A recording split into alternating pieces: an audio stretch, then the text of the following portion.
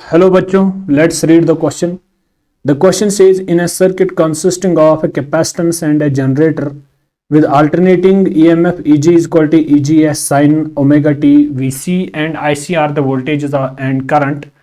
Correct phasor diagram for such circuit is.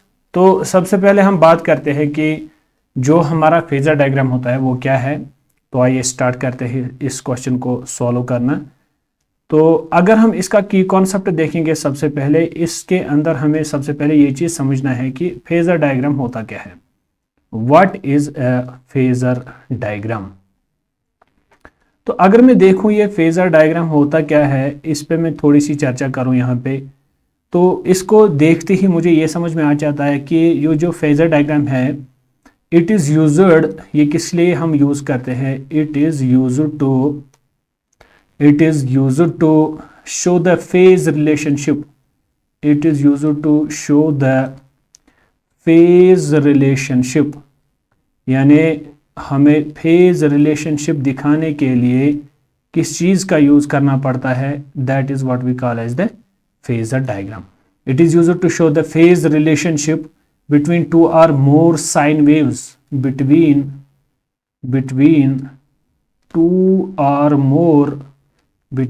two or more sine waves. लेकिन इसके लिए condition ये है कि उनकी फ्रीक्वेंसी जो है सेम होनी चाहिए. Having same frequency.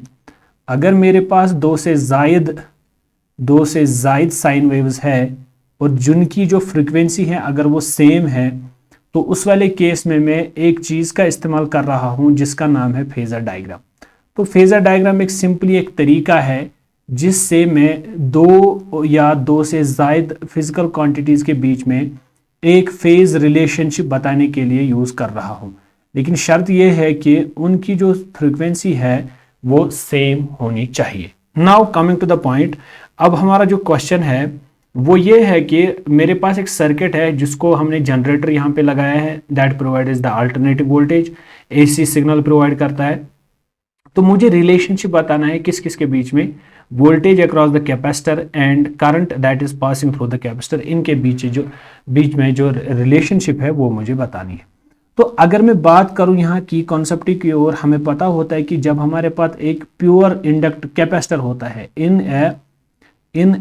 अगर मैं प्योरली कैपेसिटिव सर्किट की बात करूं इन a purely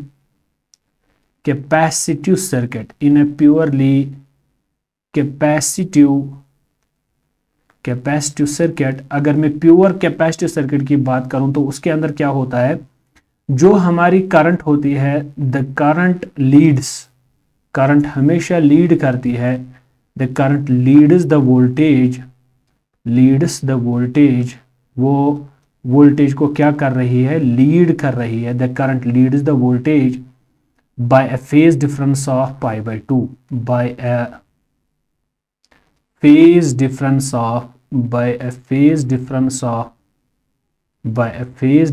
of pi by 2. इसका मतलब ये हुआ कि जो मेरी करंट होती है इस प्योर कैपेसिटिव सर्किट के थ्रू वो हमेशा आगे हो जाती है. यानी पहले इस कैपेसिटिव सर्किट के थ्रू करंट स्टार्ट करेगा फ्लो करना, और एक टाइम आ जाएगा जब ये कैपेसिटर फुली चार्जड हो जाएगा. उसके बाद इस कैपेसिटर के जो अक्रॉस जो है वोल्टेज डेवलप हो जाएगी. अभी स्टार्टिंग में वोल्टेज डेवलप नहीं हो जाएगी, तो इसको टाइम लगेगा. इसका मतलब करंट फ्लो करेगा, वो आगे होगा, और जो वोल्टेज है वो लैग करेगा इस करंट के पीछे. इसका मतलब यही है कि या तो मैं बोलूंगा कि current leads the voltage, capacitor voltage, और आई कैन से कि कैपेसिटर वोल्टेज जो है ये लैग करता है current which is passing through the capacitor bye phase difference of pi by 2. तो कहानी सिंपल यही है कि इस कैपेसिटर प्लेट के पास क्या होता है, ये चार्ज हो जाता है.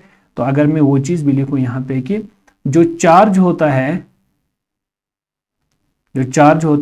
Charge is stored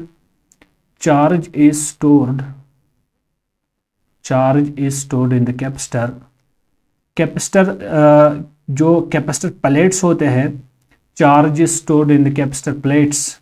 okay, I can write here the thing in this way. Can I write here it in this way, तो इस चीज़ को मैं ऐसे लिखने की कोशिश करता हूँ। जो ये है कि मैं इस तरह बोल सकता हूँ इस चीज़ को, वो ये है कि when current flows through the two plates, when current flows through the when current flows through the two plates of the capacitor,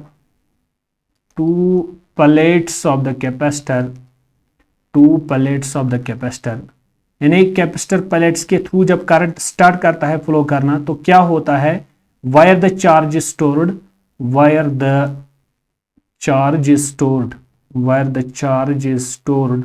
जहां पे चार्ज हमारा क्या हो रहा है, स्टोर हो रहा है।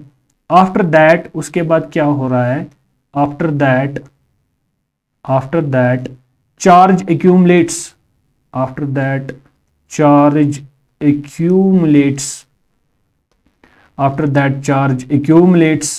at the plates of the